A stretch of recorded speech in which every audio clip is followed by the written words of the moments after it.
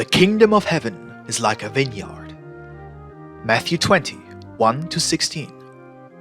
For the kingdom of heaven is like unto a man that is a householder, which went out early in the morning to hire labourers into his vineyard. And when he had agreed with the labourers for a penny a day, he sent them into his vineyard. And he went out about the 3rd hour, and saw others standing idle in the marketplace, and said unto them, Go ye also into the vineyard, and whatsoever is right, I will give you. And they went their way. Again he went out about the 6th and 9th hour, and did likewise. And about the 11th hour he went out, and found others standing idle, and saith unto them, Why stand ye here all the day idle? They say unto him, Because no man hath hired us. He saith unto them, Go ye also into the vineyard, and whatsoever is right, that shall ye receive. So when even was come, the Lord of the vineyard saith unto his steward, Call the labourers, and give them their hire, beginning from the last unto the first. And when they came that were hired about the 11th hour, they received every man a penny. But when the first came, they supposed that they should have received more, and they likewise received every man a penny. And when they had received it, they murmured against the good man of the house, saying, These last have wrought but 1 hour, and thou hast made them equal unto us, which have borne the burden and heat of the day. But he answered one of them, and said, Friend, I do thee no wrong. Didst not thou agree with me for a penny? Take that thine is, and go thy way. I will give unto this last, even as unto thee. Is it not lawful for me to do what I will with my own?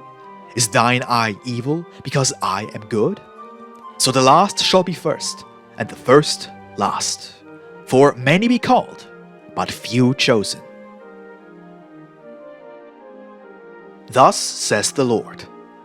This parable, like many of the others, was meant to help the Jews of that time to gain a better understanding of spiritual truths in the form of comparisons and illustrations from practical life.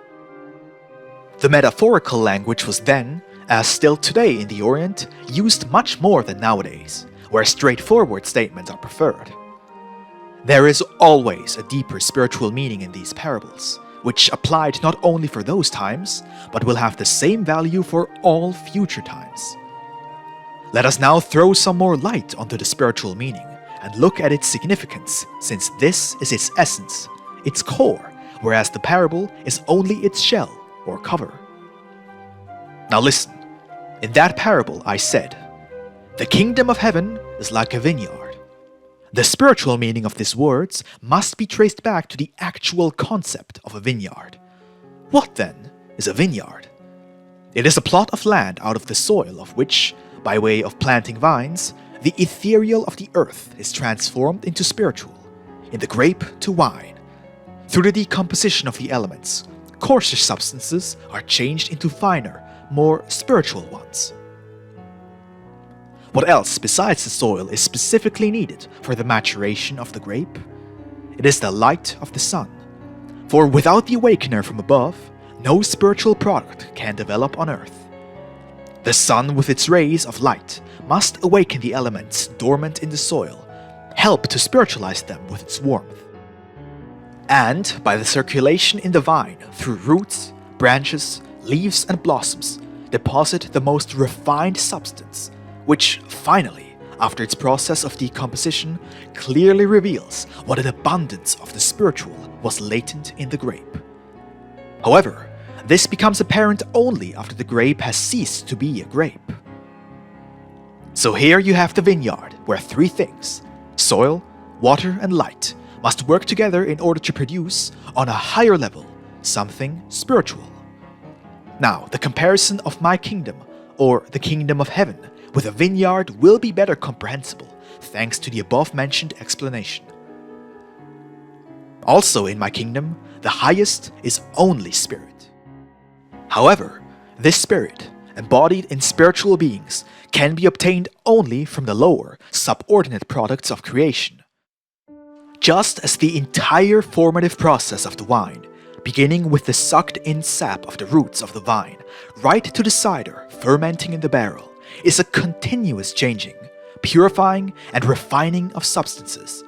Thus, all steadily progressing created things in my entire creation are being purified and refined until, when they have ceased to be matter, after the disintegration of their substance, the spiritual can emerge with a light, ethereal encasement. As the root of the vine draws from the soil the elements it needs for the structure of the plant, the root of the future spiritual lies buried in the material. These are the first beginnings, from which proceeds what is capable of a higher level, rising from the darkness of the earth's crust into the finer air. Then light, air, and water contribute their part towards completing the process of spiritualization, changing solid elements out of the earth's components into fluids, which can more easily contain spiritual and nobler substances, because, having outgrown the lower regions and having been permeated by light and warmth, they can more easily submit to influences from the higher regions. The process of educating entities to become dwellers in my spiritual heavens takes place in a similar way. By the rays of light and truth from above, that which is sleeping in the grave must be drawn from the coarse matter, purified, and an urge awakened within it to keep rising higher and higher. You can see it on your earth, how everything is struggling from the coarsest matter to a lighter existence, through all the kingdoms of nature, and finally to the human state, which represents the first spiritual level on the way to my kingdom. It may be compared to the grape within which are contained all the elements in preparation for the delicious wine. Within man, too, everything is so arranged that the influence from above is more powerful than that from below. At least, that was how I meant it to be. But man's degeneration and deviation from the road I prepared for him will be discussed at a later point of this parable. Through decomposition of the mortal body, man enters the realm of spirits, where the same process is repeated spiritually. As the lowest spirit, bound within solid matter, originally progressed to the highest possible level on earth, namely the state of man, he must, in the realm of spirits, once again start as a simple human soul in order to advance to the state of a high angelic spirit. Yes, even up to me. In this respect, the kingdom of heaven is like a vineyard, because there too a purifying process takes place, from the coarsest to the finest, from the solid to the most flexible, from matter to spirit. For this kingdom of heaven, as a vineyard, so the parable says, a householder was seeking laborers to work for him. What the owner of a vineyard seeks in the worldly sense, I seek in the spiritual. I likewise seek souls who, comprehending themselves and my creation, are prepared to fulfill my commandments of love, and through their teaching and example are to contribute to the liberation for the spirits still bound in matter, in order to lead back to me, purified, refined, and spiritualized, that which once had gone forth from me. As the householder sets out early in the morning and hires for work the first man he finds standing around idly, so do I set out to exert my influence on human souls already in their earliest years, in order to make them fit for my kingdom. As this lord of the vineyard goes out at different hours to find new laborers, thus do I seek in different age levels, the age of youth, adulthood, and even old age, to win back those who, until now lost to me, did not know their mission in this world, or their destiny in the beyond. Just as my children are on different age levels, thus, on a larger scale, are the nations at the age level of either childhood, youth, adulthood, or old age. They follow the same course of development as each individual in his phases of life. The first beginnings of a teaching from my kingdom were the times of belief, which correspond to the age of childhood. Then came the times of doubt and questioning, the age of youth. Later followed the times of knowledge and awareness, the age of adulthood, and finally, that period which precedes the imminent transformation, old age. My first advent took place at the time of mankind's youth, when the awakened minds began to criticize and seek explanations of what had been given them as religion, which led to the establishment of different confessions. In order to prevent mankind from being completely deprived of his spiritual existence during this time of questioning, I came to this earth at that specific time, thereby preserving the good things gained by mankind during his childhood, removing that which had been contracted through sophisticated reasoning, thus giving back to man his spiritual dignity, which otherwise would have been lost in his worldly, selfish activities. In this age of youth, where both enthusiasm and great debasement are found side by side, I sought laborers for my heavenly vineyard. To accomplish their mission, many died as martyrs at the stake, where others would rather have belonged. In this wavering between great ideas, between spiritual teaching and materialism, the age of adulthood was maturing for mankind. The seed I had sown in the age of youth bore fruits, although in many places degenerate ones. Again, I set out to seek fighters for my kingdom, and found only few. Some again risked to separate the wheat from the chaff, so that in the ripe age of adulthood, in spite of awareness, the entire spiritual seed would not once more be suppressed because of worldly interests. The religious wars and persecutions began, and men tried to combat with fire and sword, with hate and vengeance, what could have been conquered solely through love and tolerance. Also, this age of adulthood, with its more earnest character passed. Those who had wanted to stupefy the world in accordance with their own ideas, and to smite it with blindness, fell into the pit they had dug for others. They are going towards a reform, which will turn out quite different from what they had imagined.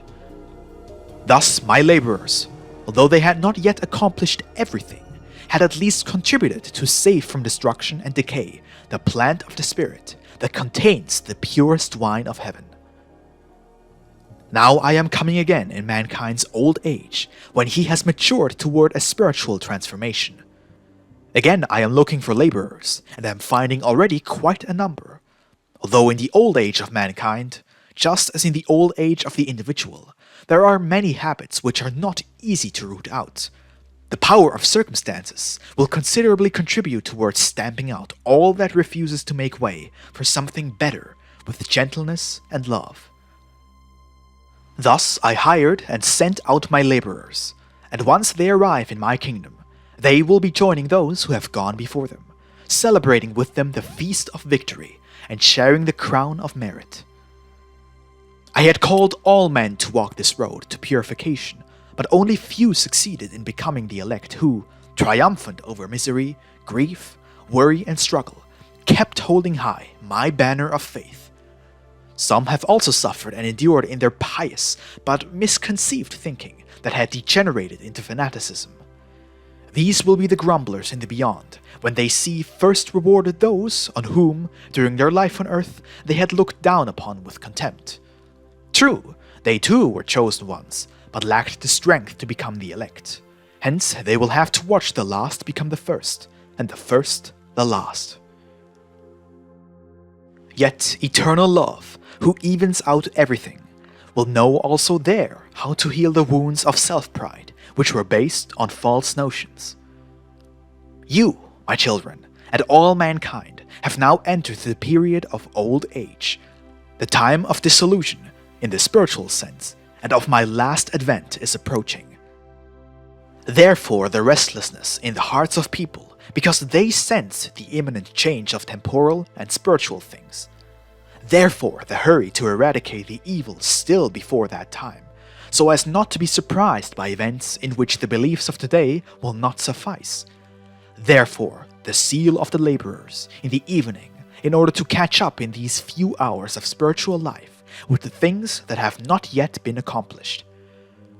Thus, the Lord of the vineyard will soon be occupied with paying the wages, and I shall soon be distributing the crowns and palms of victory among those who, whether late or early, were the true representatives and propagators of my teaching.